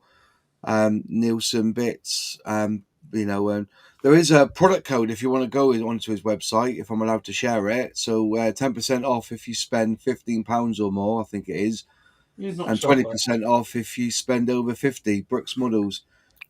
He does everything, accessory wise, paint wise, primer wise. If you ever need anything, there's a website for you to visit. Do you want to put it up on the chat? It doesn't cost any, you don't have to use it. Yeah. But Brooks we're not a is, selling site, but we'll if we come across somewhere that does some good deals, we'll pass it on. But that's probably one of the single most useful things that we've got. If you're interested in scale models, it's this thing called MOS, because he's a phone call away, and any question you got, he's got an answer for mostly. Yeah, don't say that too loud. The worst thing is if you spend a one-on-one session with them, we cost each other a fortune. I'm having this. Well, why don't you get one of these? I mean, last Wednesday, I was buying bloody stuff because he was saying, "No, you want one of these," and I was saying, "Well, you want one of these," and we ended up spending a fortune if we're not careful, right? Yeah, that's the way we work. Me and Martin will have one-on-ones, and we'll talk about, or we'll have group chats and say, "What have you? Is there something new that's come out? Something you've learnt about? A new process?" Yeah. I think you just dropped out there, Martin, when I asked if you could give one piece of advice to hobbyists and people watching who are afraid of messing up and starting. What would it be, Martin? If you don't try, you don't know. You've got to, in my opinion, if you don't give it a go, you'll never know, and you'll always think to yourself, "Well, shouldn't I have done that?" It's like anything else. If you want to do it, just try it, and you make mistakes. I mean, my very, very first ever restoration, I'll still keep that somewhere. Yeah. And it was such a mess. It's embarrassing. It was awful, and it was a Corgi Toys Citroen Safari, and I did everything what you should not have done. I did. Yeah, because I didn't know. I'd watched a few brief videos, and I thought to myself, "Yeah, I can do this." And no, I put the interior in too hot of water, distorted it, and basically bent it out of shape. Couldn't get it back in shape again. I drilled too heavy on the post and blew the post out. I got finger marks in the paint. Terrible. And I keep it. And now and again, I look at it and I say, yeah, and you just, my advice would be, don't get involved in too many YouTube videos, because it will fry your brain. You can if you're looking at something, to look around and try and find one video and stick to a particular person or a type of video, because if you shop around watch that many videos, you can have the adverse effect and put yourself off rather than carrying on with it. Because it's like before we had YouTube, if you wanted to do something, you just got that and you did it. Either read a magazine or a book, or you had a go and you did it. But there's so many videos out there of, if you want to know something, you think, "Oh, I'll put this on the search engine and YouTube," and you look at it, and there's so many videos come up, and you'll go through all the videos trying to find what you want. By the time you finish looking at 20, 30, 40 videos, you think, I'm all confused here. Do I really want to get into this? Because people will say, "Well, you want to do this," and other people say you want to do that, and you say, "Well, that bloke said you want to do this," and then now these saying do that. It can be confusing. Yeah. What somebody you mentioned there, your first ever model that you kept and you did everything wrong.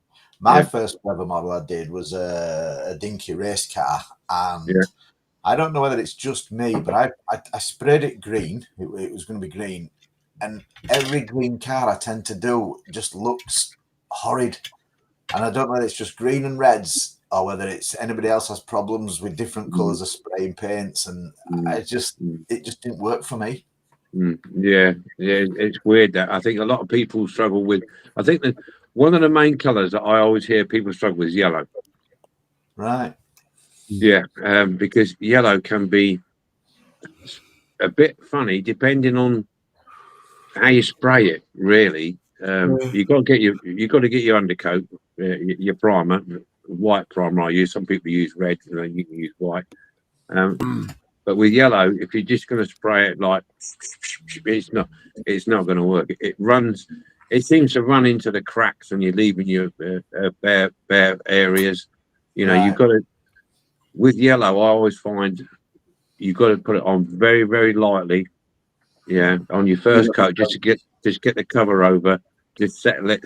Don't be overzealous with it. It might look a bit patchy, but just let it settle, and then do it again. But I always aim for all the corners and the cracks and the little bits that are very hard to get to. Get in there first with them, and then just your light coats, and just build up to 3 light coats of the yellow to give you that little bit of grip and a bit of in between time as well. Otherwise, if you go straight over it like you would do with a blue or anything else, you'll fall. I have discovered that high coat, the AA yellow, which I think for the Matchbox 175 series, it works quite well actually. I don't mind that. It's what's underneath it. On you've got to imagine that all these paints are pigment based. Yeah. And it's all about the quality of the pigment. You know, red has always been known to have a decent red and then put a yellow on top of it. A lot of talk at the moment is using a pink. And then whacking the yellow on top. But it's you know, if you look at the chemical, you know, look how you how they create a yellow, which is one of the hardest, I think, in the spectrum. You got your primary and your secondary colours. Yellow is a very, very difficult one to produce. You know, was it? There's blue, red, yellow are your primary 3 colours, but on a computer, your primary colours is red, blue, and green. You know what I mean? So it just shows you, you know, that yellow is a very difficult one to master. But I've heard all sorts said, and at the end of the day, if you think about how bright a yellow colour is, go with a lighter primer. You wouldn't necessarily use a black and then put the white on top. But then if you want to put texture and detail under yellow, you would spray the whole thing black, highlight stuff with white, and then put the yellow on top, and that really does help. You know, but pink and red are good, white's good, but you're right, yellow, greens, what can you say about green? You know, spray it yellow, then put the green on top. You know, there's all ways of looking at this stuff. You know, when we're doing camo, you always put the brown down first because it's the darker color. Then you put the green down first because it's the light color. Then you put your brown on top. You know, there's all ways around it. But going back to what Phil was saying, you know, Ian, you could the 5 of us could say what primer to use with what color. And you might have 5 different opinions. Yeah, you know. It is. I mean, Martin, you mentioned red. When I've done the little Matchbox Coca-Cola van truck, whatever it was called, I tried it with white, and I could not get the yellow to settle. As it was mentioned, it did puddle. But if I did it in a red with a yellow, it was a completely different outcome. Yeah. So, you know, some primers will work with some models where others won't. I mean, I like the Tamiya primer, the thin grey, but it's bloody expensive. No disrespect to, you know, I mean, Moz will tell you this. He'll say that it's pricey. It's pricey. Humber primer is expensive, but it's better than Tamiya. I said that on a few videos. Yeah. the Humbo Primer is better to me personally than the Tamiya one. Right. But you're talking an extra couple of quid, and Yeah. The other one which I've said that it's the Army Painter, not the Army Painter one. It's Expo. Expo do a massive pop for like £9. That's very good. But then again, people say, I use the Halfords primer. Hang on, buddy. You're using Halfords primer, which is designed for metalwork on plastic. You've got to be careful with that stuff. And people have said, so it's a bit rough, isn't it? Well, not surprised. It's biting into plastic, not into metal. Like, you know what I mean? So, yeah, it is. It's oranges and bananas, folks. At the end of the day, what works for you? And one of the biggest debates in scale modelling is whether you gloss before you put your decals down. Decals are so good now. I haven't glossed a model to put decals down for nearly 2 years. But there's been one time when I put a decal down and thinking to myself, I really should have glossed this first. You know what I mean? You look at your decals and think, cartograph, you don't need to gloss. If somebody else's, maybe just to put a little bit of gloss down to help them. But no, there's a tip no one's mentioned. You can mix the base colour with the undercoat and it works a treat. Yes, that's a good shout. But if you've got base coat or you're not using a rattle can, you can't really mix it, can you? True. So True. But just going back in one of the comments further back up, I think it was Darren Hall. He mentioned that he's just managed to get the Hot Wheels Lotus Cortina last week in a local supermarket. But I know Darren Hall would appreciate the original Airfix Lotus Cortina there in original baggy. Ooh. Look at that, eh? Very And nice. actually, it's actually quite a nice little car inside. It's got all the bits there, exhaust, suspension, everything all done. And so That's prime for a vintage classic, isn't it? But you'll find a lot of those original Airfix car kits, especially the Cortina. That they used to use them the bodies on the Scalextric cars. Yes. It wasn't Scalextrics. Airfix had their own. That's it. Motor racing. Yeah, they did. Yeah, So it wouldn't necessarily work on Scalextrics because it's different. I think it's 3-pin. Yeah. I think it is 2-pin. But yeah, you could upscale. And there was one the other day. There was a car at that trade show, that toy fair that we went to, and he wanted like £290 for it because it had the original motorized parts inside of it. Oh, I tell you, it was the Austin Maxi. Everybody raves about. And he had one there with all the gubbins there to make it into a. I took pictures of it as well of the motor racing track vehicle. He wanted mega bucks for it, so it's definitely one of them. But yeah, like all things, do I build it or do I keep it because it'd be worth value? Another 20 years that could be worth £1,000. Do I want to build it? And that's the biggest thing in my brain. I'm trying to slim down. I'm going to be putting over the next 2 weeks about 60% of my Airfix in modelling collection on Vinted to sell it off because I've just decided that I just don't want it. But I'm keeping all the original red stripe boxes. I've got all the vintage cars and everything I've got from Airfix. Not really, because it could be worth even more money in the future, So, but hey, it's one of them, isn't it? Yeah. Well, Woody shoulda, coulda, shoulda, woulda, coulda. I think all tips and advice. It's all subjective to what you. How you want to do it. I mean, you can. It's like anything else. You can say to people, you want to use this for this and that for that, for the other, or do it this way or that way. But sometimes people, you've got to find your own way. Yeah, you can. It's like, here's the guidelines. This is what the guidelines are. This is what the parameters or whatever you want to do. Yeah, and then it's up to the individual person to adapt that to their way of working. Yeah, I'm left-handed predominantly, but I can use both. But there's certain things what will won't work for me, but can work for somebody else. Yeah. Using the same technique, but in a different method of doing it.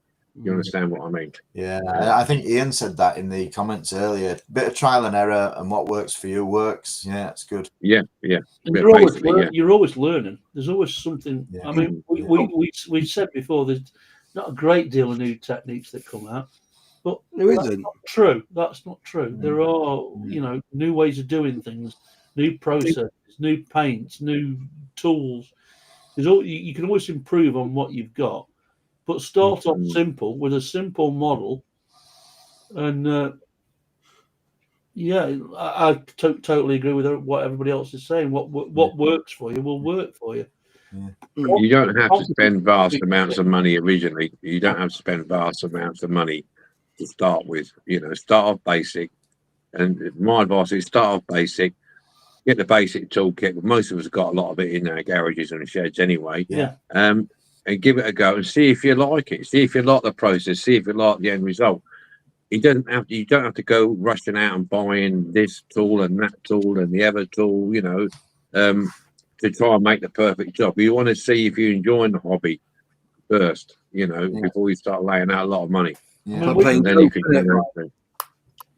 It's like playing golf, isn't it? You don't go out there and buy the most expensive driver and golf set. Yeah. You go along to a pitch and putt, and you borrow the set there for a $5, and off you go, Yeah. But you've done beginners videos, Martin, with basic kit that you need and everything else. It's all there. You don't need much. Right. No, you don't need that much, mate. Just a sec. Bryan, go on, mate. All I was going to say was, again, it's managing your expectations as well. If it's scale models, just build something. Don't watch somebody's video, think I'll do that, because chances are you won't be able to. Just build a couple of cheap models, just to get into the swing of actually constructing them. Maybe not even paint them. Just build them. And at the end of it, if you've got something that resembles what it is on the box, because the trouble is, and you see it all the time. There are some absolutely phenomenal scale modelers. I mean, Moz has been to the show. I mean, some of those models up there, Moz. I mean, it wouldn't look out of place in a film. Some of them, as props and things like that. If you think that your first model is going to look like one of them, then you're setting yourself up to fail. So just enjoy what you're doing and have fun. Have fun with it. Yeah. I think 80% of those models, Bryan, are not out of the box. That's the problem. Exactly. Yeah, but the trouble is, people assume that they are, don't they? That's the problem. Yeah, that's it. Yeah, exactly it.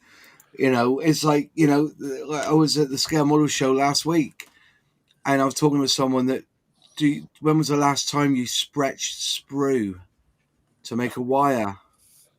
I don't know anyone who has. I haven't done it for years because I've got all the threads and dreads and everything that I use for that. So you don't take it at face value as such, what you see, and don't expect, I wouldn't rip off watching a video about building your first scale model. There's plenty out there, because one of the things that I think is missing on every single Airfix instructions is water those bloody paints down before you start applying them. They're so thick.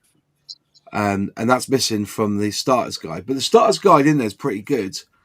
But I kind of agree that there's some things that you will need to find out for yourself. F-off, find out for yourself, basically. But it's good. When you get into it, you start to realise that there must be a different kind of glue or a different type of cement that I need for this, and how to, remember these. Always improve on what you know. That's the way. Nobody progresses at the same rate as somebody else. You progress. You'll progress at your own rate. Don't. Because it's just setting you. All you're doing is you're just setting yourself up to fail because my model didn't come out the way his did, so therefore I'm going to stop modelling. Don't do it. Just enjoy it. Yeah. And that's it, exactly. But also, don't, if something works for you, don't then just sit back on your laurels and think that, that's the only way to do something. It is good to go out and look at different ways of doing stuff. Like I say, with decals, for years I just used water and then put them down and then hope for the best. Or PVA is another one. Used to water down PVA to put decals down with, things like that. There are other techniques out there. And also, like you're saying, like PJ was saying, we're learning more and more now.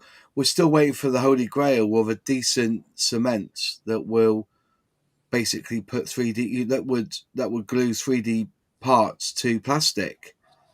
But we haven't got anything yet. We're using super glue, which unfortunately is very brittle.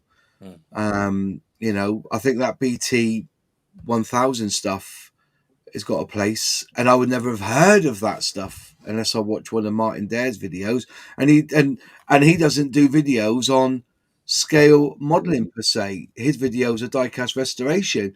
But when I saw him gluing plastic with the BT 1000, I was thinking, so I've ended up buying the BT 1000 glue and the other version as well. Was it BT 4000 or whatever it is? Yeah, B7000 and yeah. I've ended up buying it because of what I've seen on your video, thinking maybe that would work. I mean, that's a simple answer, isn't it? You go onto YouTube, you watch a channel that starts from scratch and tells you how to do something, and if that works, then you trust that channel to tell you that the next thing might work, etc., etc. I pick up on what somebody else was saying. You can watch too many videos. That is true. But we came across a video that I'd never heard of, or we'd never heard of last night, Mark. That guy that was teaching about the 3D scanner. Oh, yeah, the ferret, yeah. We both sat back and went, "Oh, well, he's American, and we're not gonna get on with this." But he was very concise, very clear, and he was very good. Point, and we've saved it. And we went back. We went back after that, got the scanner out, went through the video again, and found improvements. So you've got to take a chance on some of these YouTube channels, and if they're crap, you don't go back. You know what I mean? But there are ones that are out there that YouTube is the devil in the deep blue sea. There's some brilliant channels out there, and there's people who are just trying to get subscribers for the sake of get clickbait and all this kind of stuff. I mean, I'm encouraged by the idea of having a media night, talking about YouTube and creating videos, kind of thing. I think we'll away my secrets. That'll give Dare an headache for a start off. No, hey. I'm out of that night. I think we're nearly there, chaps, with a minute to go. So a final thought. We've done all right tonight. Final thought from me: give it a go. Yeah. Give us a like if you've enjoyed it tonight. Subscribe and join us on Facebook. And if you won the lottery yesterday, send us $1 million. That'd be lovely. Yeah. Please become a benefactor if you would like to do so. It helps us run the channel. My thanks to Phil for sitting in the hot seat for us tonight. I'm a bit throaty still, so thanks for doing that for me, Phil. It's much appreciated as always. Phil's our second administrator now, so he can take over when I'm not here, or fill in. So excuse the pun, fill in. That's wow. Sorry, mate, a bit corny that. But thank you to everybody in the chat. It's I know we don't get to answer all the questions, but try and highlight some points that are being made. It's much appreciated. Russ, the open challenge is literally anything you want to do. Anything you want to do. A plastic model, a die-cast model, a figure, a balloon with a face on it, whatever you want to do. A balloon with a face on it. A balloon with a face on it. I'll have to do that. We tried to. I was thinking about scanning Dare's head last night, but we haven't got quite enough time. You ain't got the room, but you ain't the room. So mind you, I had to say something. I've got to say this. I mean, I had to keep slapping him on the back of the head last night to get falling bloody asleep. I'm watching him. He's like, he's going. I'll wait till he's about an inch from the desk and I go, boom, wake up. And this is only about 10:30. So, Oz, I'm sorry, I missed your call. But it wasn't on purpose. It was. I was good like that. I was like I'm nodding. I don't want to hear any excuses. I'm here with my new 3D printers. Yeah. And you weren't there. So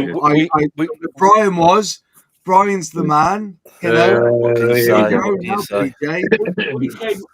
I was going like, and then all of a sudden, I don't know what made me think about it, but I went on YouTube and did how to restore an iPad. Dynamo, and we followed this video, and that's it. I'd woke up 2.5 hours later, we've managed to get this iPad working. I'm sitting in the corner dropping off, going, "Come on, mate! It's 2 o'clock in the morning here." So is Midlife Models going to be rechristened iPad Restorations? Yeah. Midlife Models iPad Restorations. Yeah, just if you've got any problems with your iPad, just call Martin there. It's going to be called the Diecast Genius Bar. Yeah. We need a bigger room, though, lads. We need it. We need a bigger room. He's got to move out of that box room. It's just not big enough, mate. I'm surprised he's not made his front room the main room, because if I was a single bloke in a 3-bedroom house, the front room would be all about scale modelling. That's in fact, I'm in this room is because I got this room in the divorce. Do you know what I mean? So it's a work in progress. On that note, chaps, I've got a room in here. Right. All right. I'm going to say on behalf of the DSMC crew, a good evening and a good night, and thank you for joining us. Thank you to MOS. Thank you to Bryan. Thank you to Martin. Thank you to Phil. Always a pleasure, chaps. Thank you to everybody that's joined us in the chat. And we'll see you 2 weeks' time. With it might be a media evening, so that's a bit of food for thought for if you've got any questions in the chat about YouTube and creating videos and such like. It's going to be a bit of food for thought, that one was. So, right.